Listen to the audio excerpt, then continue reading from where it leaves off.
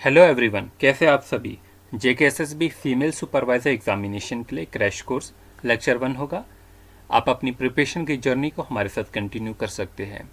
चलिए स्टार्ट करते हैं आज का हम अपना टॉपिक। तो यहाँ पर जो है टॉपिक जो है हम सेक्शन वाइज करेंगे। आज आपका इन्वायरमेंट इकोलॉजी का होगा सेक्शन, जिसमें हम आपके इंपॉर्टेंट मल्टीपल चॉइस क्वेश्चन भी कवर करेंगे और साथ साथ जो है कंसेप्ट जहाँ पर ज़रूरी होंगे उसे भी जो है डिस्कस करते रहेंगे। तो एक सिंपल सा क्वेश्चन जो है आपकी स्क्रीन पे आ चुका है। पहला क्वेश्चन जो होगा, world environment day is celebrated on.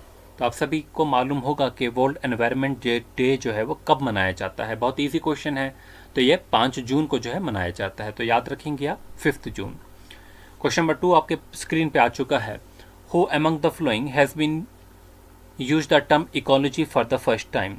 नीचे 4 ऑप्शन दिए गए हैं, आपको ये बताना है कि ये इकोलॉजी जो टर्म है सबसे पहले जो है वो किसने जो है वो यूज़ की थी। आप जानते हैं कि इकोलॉजी क्या है। Ecology is the relation of biotic and abiotic component. Biotic और एबायोटिक कंपोनेंट के बीच में जो रिलेशनशिप की जो स्टडी होती है उसी को हम इकोलॉजी कहते हैं। इकोलॉजी जो वर्ड है या जो टर्म है ये किसने कॉइन की थी? अर्नेस्ट हैक्कल ने की थी। अब यहाँ पर एक दो पॉइंट मैं आपको और बता देता हूँ कि फादर ऑफ इकोलॉजी जो है वो कौन है। आपको मालूम होगा कि फादर ऑफ इकोलॉजी जो है वो कौन है। फादर ऑफ इकोलॉजी जो है उनका नाम जो है पूछा जाता है तो ऑडम जो होंगे वो फादर ऑफ इकोलॉजी होगा। अच्छा, यहाँ पर मैं आपको एक और क्वेश्चन पूछने जा रहा हूँ कि फादर ऑफ इंडियन इकोलॉजी जो है वो कौन होगा। तो इसका आंसर जो आप नीचे कमेंट सेक्शन में करेंगे और वहीं पर मैं आपको आंसर भी बताऊंगा। तो फादर ऑफ इकोलॉजी कौन होगा? ऑडम होगा। और फादर ऑफ इंडियन इकोलॉजी अगर पूछा जाए तो उसका आंसर आप नीचे कमेंट में बताएंगे। अच्छा, जो स्टडी लेवल ऑफ इकोलॉजी जो होते हैं वो क्या होते हैं? सबसे पहले जो होता है वो क्या होता है? पॉपुलेशन होता है।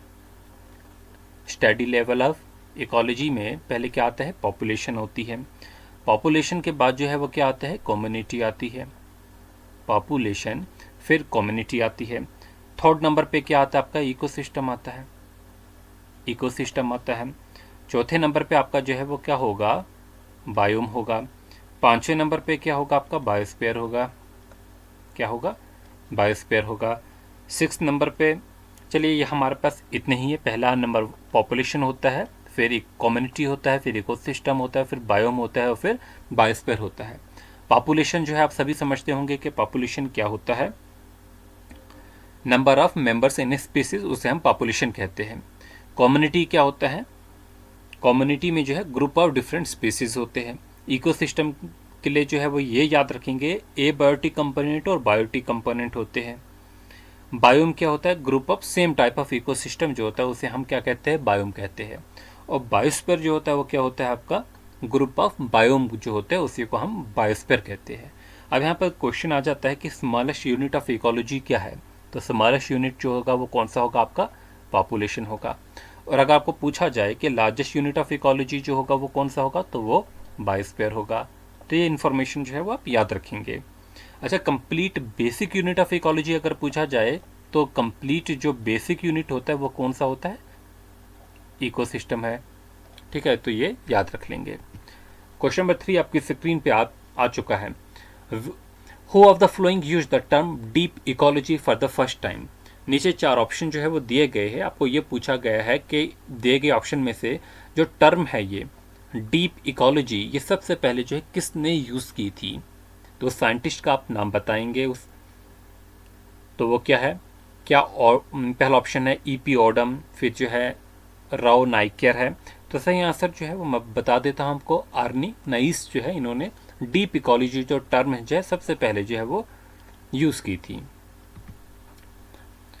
नेक्स्ट क्वेश्चन हमारे पास है, the term ecosystem was proposed by. अभी तो आपने पढ़ा कि इकोसिस्टम क्या होता है, कि बायोटिक कंपोनेंट और एबायोटिक कंपोनेंट से मिलकर बना होता है। बेसिकली जो इकोसिस्टम है ये स्ट्रक्चर एंड फंक्शन यूनिट है इकोलॉजी का। क्या है? Structural and functional unit. मैं लिख देता हूँ, इकोसिस्टम क्या है आपका? स्ट्रक्चरल एंड फंक्शनल जो है वो यूनिट है किसका? इकोलॉजी का, उसे हम इकोसिस्टम कहते हैं। अब यहाँ पे भी जो है क्वेश्चन बनते हैं, इकोसिस्टम में जो लिविंग ऑर्गेनिज्म होते हैं वो इंटरेक्ट करते हैं। दूसरे ऑर्गेनिज्म से या तो अपने सराउंडिंग से जो है वो इंटरेक्ट करते हैं। तो हम ये कह सकते हैं जो इंटरेक्शन होता है वो ऑर्गेनिज्म और उनके इन्वायरमेंट के बीच में होता है। तो ये जो टर्म इकोसिस्टम है इसको प्रपोज करने वाले जो थे वो एजी टांसले थे। अच्छा, कब की थी अगर डेट पूछा जाए, 1935 में एजी टांसले जो है इन्होंने ये टर्म जो है प्रपोज की थी। इकोसिस्टम जो है वो आपके जो है बहुत छोटे भी हो सकते हैं, जैसे कि ओएसिस है, ये भी आपके जो है वो इकोसिस्टम हो सकते हैं। और ओशन जो होते हैं इतने बिग भी हमारे इकोसिस्टम जो हो सकते हैं। बेसिकली इकोसिस्टम को दो टाइप्स में डिवाइड किया गया है। एक आपका जो है वो टेरेस्ट्रियल इकोसिस्टम होता है। कौन से होते हैं? Terrestrial ecosystem. और दूसरा जो है वो कौन से होते हैं? वो एक्वेटिक इकोसिस्टम होते हैं। तो इकोसिस्टम जो दो टाइप्स के होते हैं। अच्छा, टेरेस्ट्रियल जो इकोसिस्टम होते हैं इसमें आपके जैसे कि फॉरेस्ट जो है वो इसमें आएंगे, ठीक है। उसके अलावा जो आपका ग्रासलैंड है वो इसमें आएगा, टुंड्रा इकोसिस्टम जो है वो इसमें आएंगे, और जो हमारे जो है वो डिज़र्ट इकोसिस्टम भी जो है वो इसी में आएंगे। ये किस में आएंगे? आपके टेरेस्ट्रियल इकोसिस्टम में। एक्वेटिक में जो है वो आपके फ्रेश वाटर आते हैं और जो है वो मैरीन आएंगे, ठीक है। तो एक्वेटिक में जो है वो कौन कौन से आते हैं? फ्रेश वाटर और मैरीन इकोसिस्टम। फ्रेश वाटर में क्या क्या आता है? जैसे कि लेक्स होगी आपकी, फिर आपके पॉन्ड्स होते हैं, रिवर्स होते हैं, स्ट्रीम्स होते हैं, वेटलैंड भी इसी में आएगा। मैरीन में जो है वो सिर्फ सी एंड ओशंस आएंगे। फ्रेंड्स आगे चलते हैं। आगे हमारे पास पूछा गया है the functioning of an ecosystem involves. तो इकोसिस्टम की जो फंक्शनिंग होती है इसका क्या मतलब है? इकोसिस्टम में मैंने आपको अभी डेफिनेशन में एक बात बोली कि इकोसिस्टम क्या है। यहाँ पर इंट्रैक्शन होती है। किसकी इंट्रैक्शन होती है? लिविंग ऑर्गेनिज्म की। और ये स्ट्रक्चर है फंक्शनल यूनिट है इकोलॉजी का, interaction between organism and the environment. तो यहाँ पर जो इंट्रैक्शन होती है, इंट्रैक्शन से क्या होता है? एनर्जी का जो होता है वो फ्लो होता है, और एनर्जी का फ्लो क्या होता है? यूनिडायरेक्शनल होता है। And circulation of nutrient. अब यहाँ पर जो है एक ऑर्गेनिज्म दूसरे पर डिपेंड करता है और अपना न्यूट्रिशन वहाँ से लेता है, तो वो न्यूट्रिशन का सर्कुलेशन जो है वो चलता रहता है। ऑप्शन बी जो है, चलिए यही सही होगा, ऑप्शन बी भी पढ़ लेते हैं। And increasing simplicity of relation, increasing animal population ऐसी कोई बात नहीं है। Increasing the number of trees and buses, खाली ट्रीज को हम कंसिडर नहीं करेंगे, ठीक है। इनका नंबर इंक्रीज करना ऐसा कोई जो है वो, उसे तो हम प्लांटेशन कहेंगे कि प्लांटेशन ड्राइव चल रही है, तो वो इकोसिस्टम का फंक्शन नहीं है बेसिकली। क्वेश्चन आपकी स्क्रीन पे आ चुका है, which of the following is not a biotic component of an ecosystem. आप जानते हैं कि इकोसिस्टम के दो कंपोनेंट्स होते हैं, दो फैक्टर्स होते हैं बेसिकली, एक बायोटिक फैक्टर होता है और एक एबायोटिक फैक्टर है। तो यहाँ पर पूछा इज नॉट अ बायोटिक, मतलब एबायोटिक के बारे में पूछा गया है। तो एबायोटिक जो होते हैं वो कौन से होते हैं? वो नॉन लिविंग होते हैं। कौन से होते हैं? नॉन लिविंग होते हैं। जो नॉन लिविंग कंपोनेंट होते हैं उसमें क्या क्या आता है? एयर आती है, वाटर आता है, सॉइल आती है, मिनरल्स होती है, सनलाइट है, टेम्परेचर है, न्यूट्रेंट है, ये हमारे एबायोटिक कंपोनेंट्स होते हैं। तो यहाँ पर एबायोटिक में एयर ऑप्शन आपके पास दिया हुआ है, इसी को मार्क करके आगे बढ़ते हैं। क्वेश्चन स्क्रीन पे आ चुका है कि transfer of energy from one organism to another in an ecosystem take place in. देखिए, इकोसिस्टम की जब भी हम बात करते हैं, in an ecosystem one organism become the food for another organism. एक ऑर्गेनिज्म जो है दूसरे ऑर्गेनिज्म के लिए फूड बनता है। तो इन्हीं को हम ट्रॉपिक लेवल कहते हैं, a level at which energy transfer from one organism to another take place, उसी को हम क्या कहते हैं? ट्रॉपिक लेवल कहते हैं। और ट्रॉपिक लेवल में आपने देखा है कि आपने को पता है लिंडीमैन ने 1942 में जो है वो कहा था कि ओनली 10% एनर्जी ट्रांसफर होती है हर एक ट्रॉपिक लेवल पे। तो यहाँ पर जो बात की उसी ट्रांसफर ऑफ एनर्जी की ही बात की है कि from one organism to another in an ecosystem take place in a. तो ये जो ऑर्डर चलता होगा ये कैसा चलता होगा? साइक्लिक ऑर्डर चलता होगा। साइक्लिक मैनर में एक ऑर्गेनिज्म ने जो है 1 ने 2 को खाया, 2 से 1 से एनर्जी, 2 को जो है 1 से एनर्जी मिली, तो 2 फिर जो है यहाँ पर 3 कर लीजिए, फिर 3 ने 2 को खाया हो, तो ऐसे ऐसे एनर्जी जो है वो चलती गई। तो ये सिंपली जैसे हम टर्म्स में कहते हैं कि ट्रॉपिक लेवल नंबर 1 पे प्रोड्यूसर है, फिर हर्बीवोर्स है, फिर कार्निवोर्स है, फिर ओमनीवोर्स है। तो इस तरीके से हम बात करते हैं, ठीक है। तो transfer of energy from one organism to another in an ecosystem take place in a cyclic manner. अगला क्वेश्चन आपकी स्क्रीन पे आ चुका है, which among the following is the most stable ecosystem. देखिए फिर से एक अच्छा क्वेश्चन है। क्वेश्चन इस टाइप से पूछे जाते हैं कि इकोसिस्टम में जो है कौन सा जो है मोस्ट स्टेबल है। मोस्ट प्रोडक्टिव इकोसिस्टम के बारे में पूछा जाता है आपको, लीस्ट प्रोडक्टिव इकोसिस्टम के बारे में पूछा जाता है, लार्जेस्ट इकोसिस्टम के बारे में पूछा जाता है। आपको ये भी पूछा जाता है हाईएस्ट जो है वो जीपीपी यानी कि ग्रॉस प्राइमरी प्रोडक्टिविटी किसकी है, हाईएस्ट जो है वो नेट प्राइमरी प्रोडक्टिविटी किसकी है। तो यही तो एमसीक्यूज बनते हैं आपके इस टॉपिक में से। Which among the following is most stable ecosystem, तो सबसे स्टेबल जो होता है वो ओशन ही होता है। असल में इक्वेटिक बोलना चाहिए। अब यहाँ पर जो है वो ऑप्शन में जो है वो ओशन लिखा हुआ है, तो अगर ओशन होगा तो ये भी इसी को मार्क करेंगे आप। ठीक है, तो बेसिकली आप याद रखेंगे प्रोडक्टिव में जो है वो इक्वेटिक ही होता है। अब यहाँ पर जो है which of the following is the largest ecosystem of the world. अब देखिए फिर से अच्छा क्वेश्चन है कि लार्जेस्ट इकोसिस्टम जो है वो कौन सा होता है। फिर से आपका आंसर जो होना चाहिए वो इक्वेटिक ही होना चाहिए। इक्वेटिक जो है ये लार्जेस्ट इकोसिस्टम है। ठीक है, इसमें फ्रेश वाटर भी होता है और मैरीन भी होता है। तो ये तकरीबन जो है 70% जो है वो अर्थ सरफेस का है। तो यही जो होगा वो लार्जेस्ट होगा। तो आपका आंसर जो है सही में मार्क करेंगे आप ओशन। फ्रेंड्स आगे चलते हैं, विच of the following is an artificial ecosystem. अब कुछ नेचुरल इकोसिस्टम है जो टेरेस्ट्रियल में भी है और जो है वो इक्वेटिक में भी है। इक्वेटिक है जैसे कि हमारा फ्रेश वाटर इकोसिस्टम में हमारे रिवर्स है, स्ट्रीम्स है, ये हमारे जो है वो नेचुरल है। अब देखिए कुछ हमारे आर्टिफिशियल है, जैसे पॉन्ड्स है, हम खुद से पॉन्ड्स बनवाते हैं, या कुछ ऐसी लेक्स है जो हम खुद बनाते हैं। ठीक है, आर्टिफिशियल लेक्स भी होती है। तो वो हमारे जो होंगे वो आर्टिफिशियल इकोसिस्टम की एग्जाम्पल होगी। नहीं, यहाँ पर पॉन्ड्स जो है ये नेचुरल है। यहाँ पर फील्ड भी ऑप्शन पे दिया है आपको, तो फील्ड जो होगा वो सही होगा, खेत यानी कि। अब पॉन्ड्स जो है हमारे पास नेचुरल भी होते हैं, लेकिन फील्ड की अगर आप बात करेंगे तो फील्ड जो होते हैं वो हम खुद से तैयार करते हैं। ठीक है, और फॉरेस्ट जो है वो आप जानते ही है कि वो नेचुरल है। तो ये नेचुरल इकोसिस्टम होगा, टेरेस्ट्रियल की एग्जाम्पल है। Who among the following first enunciated the concept of ecological pyramid. तो इकोलॉजिकल पायरामिड की अगर हम बात करते हैं तो सबसे पहले जो है ये टर्म जो है किसने यूज़ की थी, ये जो कंसेप्ट था इकोलॉजिकल पायरामिड का, ये जो है वो किसने जो है वो यूज़ किया था। तो नाम जो है वो साइंटिस्ट का याद रखेंगे, चार्ल्स एल्टन जो थे, इन्होंने टर्म याद की थी। अच्छा, पायरामिड करते क्या है, ये जो कंसेप्ट है हमें क्या बताते हैं, किस चीज़ की रिप्रेजेंटेशन देते हैं।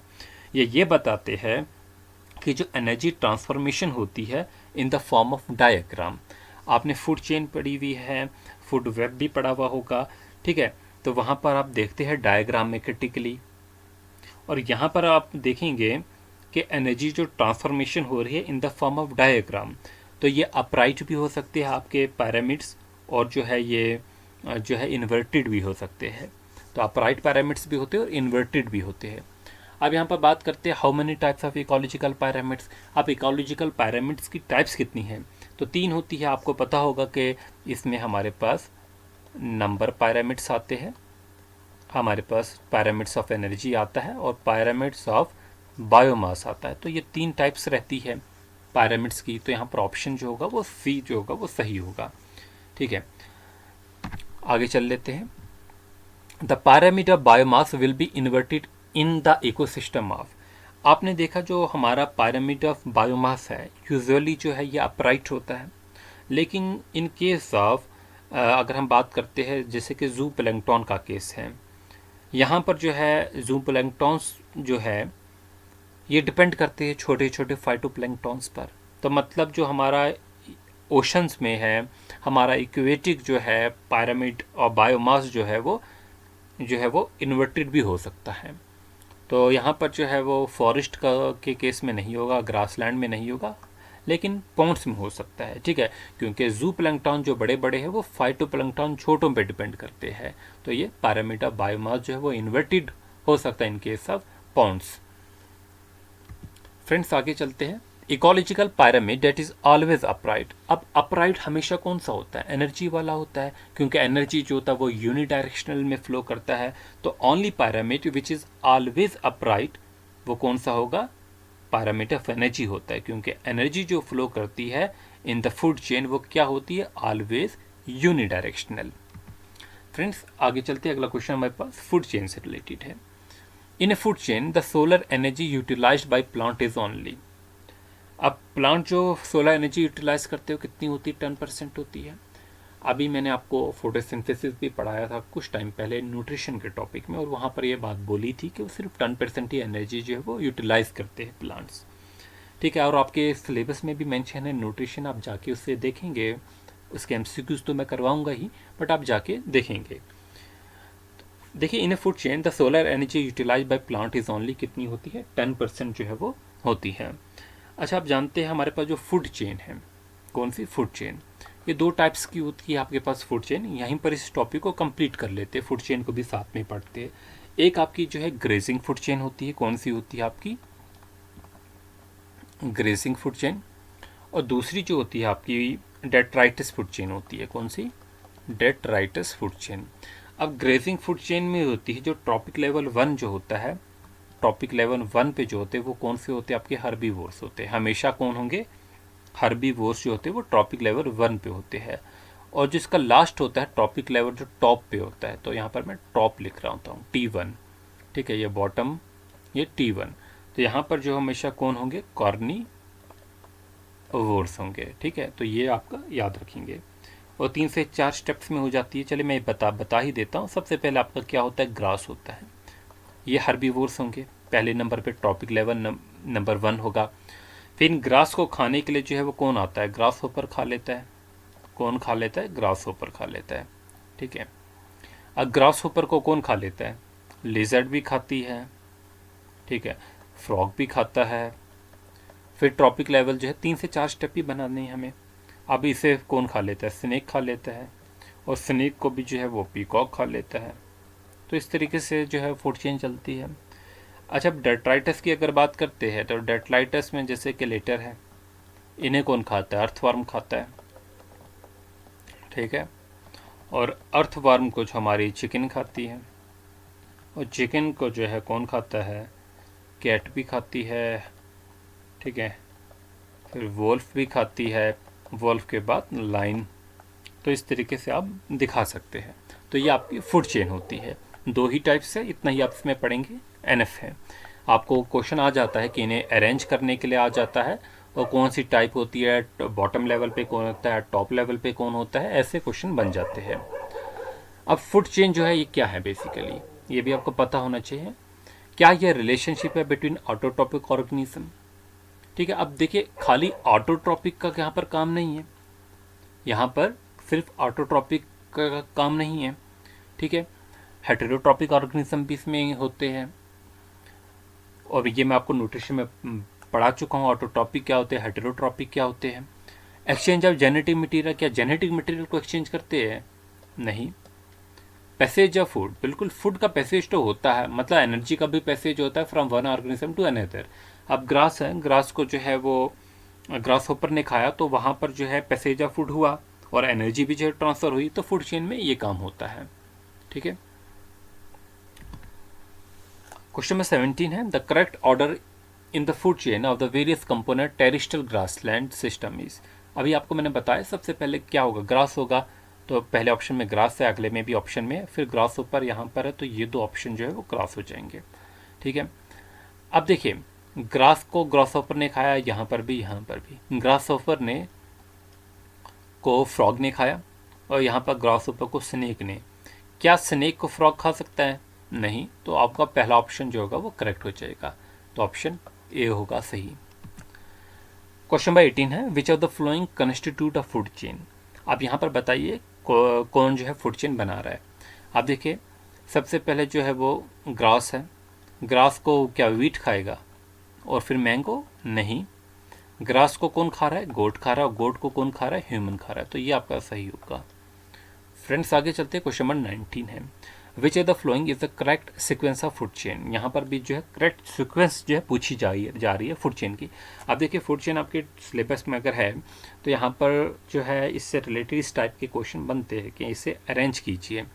देखिए सबसे पहले डाई आइटम्स होते हैं। डाई आइटम्स क्या होते हैं? जनरली अगर आप बायो पढ़े हो आपको पता है कि एल्गी ही होती है। ठीक है, अब इसे जो है वो आर्थ्रोपोड खाते हैं। ठीक है, क्रुस्टेंसियन। फिर जो है हेरिंग, जो है हेरिंग क्या होती है? फिश ही होती है, बड़ी सी एक मछली को ही कहते हैं। ठीक है, इसकी भी एक फैमिली है। अब यहाँ पर देखिए डायटम्स को हेरिंग और इसको ऑर्थोपॉड, ये ऑप्शन भी नहीं होगा। यहाँ पर डायटम्स बिल्कुल लास्ट पर है। यहाँ पर जो है आप देखिए फिर यहाँ पर एल्गी को ये नहीं खा, एल्गी इसे नहीं खाएगी, तो पहला ऑप्शन ही जो है आपका सही बनेगा। क्वेश्चन नंबर 20 है the cycling of element in an ecosystem is called. Cycling of elements को आप जो है बायोजियोकेमिकल साइकिल कहेंगे। आपने 9th क्लास में भी पढ़ा होगा, आपने बायोजियोकेमिकल साइकिल आपके 9th की साइंस में भी मेंशन है। Flow of energy and nutrition in biogeochemical cycle जो है वो कैसे होती है? एक तो गैसियस साइकिल भी होती है और सेडिमेंट्री साइकिल भी होती है, तो ऑप्शन सी आपका सही होगा। Fixation of nitrogen implies, nitrogen fixation का मतलब क्या है? क्या लिक्विडेशन ऑफ नाइट्रोजन होता है? नहीं, नाइट्रोजन का फिक्सेशन का मतलब होता है कि जो एटमॉस्फेयर में नाइट्रोजन है इसको यूजफुल कंपाउंड्स में कन्वर्ट करना, इसी को आप बोलते हैं फिक्सेशन ऑफ नाइट्रोजन। यूजुअली आपके एग्जामिनेशन में पूछा जाता है नाइट्रिफिकेशन क्या है, अमोनिफिकेशन क्या है और डीनाइट्रिफिकेशन क्या है। अब यहाँ पर जो है कन्वर्शन ऑफ अमोनिया है टू नाइट्राइट NO2, और नाइट्रेट्स में भी कन्वर्ट करना। देखिए याद रखना, नाइट्राइट में कन्वर्ट करना और नाइट्रेट्स में कन्वर्ट करना, इसी को हम क्या कहते हैं? नाइट्रिफिकेशन कहते हैं। क्या कहते हैं? नाइट्रिफिकेशन। होपफुली जो है आपके लिए जो है जो भी मैं क्वेश्चन करवाया हूँ बिल्कुल बेसिक लेवल का क्वेश्चन है, और एग्जामिनेशन में इस टाइप के क्वेश्चन बिल्कुल 100% जो है पूछे जाते हैं। तो आप जो है हमसे जुड़ सकते हैं। होम एकेडमी के फेसबुक पे से ज़रूर जुड़िए, इंस्टाग्राम पे जुड़िए, और जो है आप हमारे टेलीग्राम से भी जुड़ सकते हैं, या तो हम डिस्क्रिप्शन में व्हाट्सएप ग्रुप का लिंक देंगे, आप उससे भी ज्वाइन करेंगे। ये हमारी वेबसाइट है www.homeacademy.in। आप इस पे ज्वाइन करके अपने एग्जामिनेशन की प्रिपरेशन कर सकते हैं, MCQs की प्रैक्टिस कर सकते हैं। Thanks for watching, wish you good luck.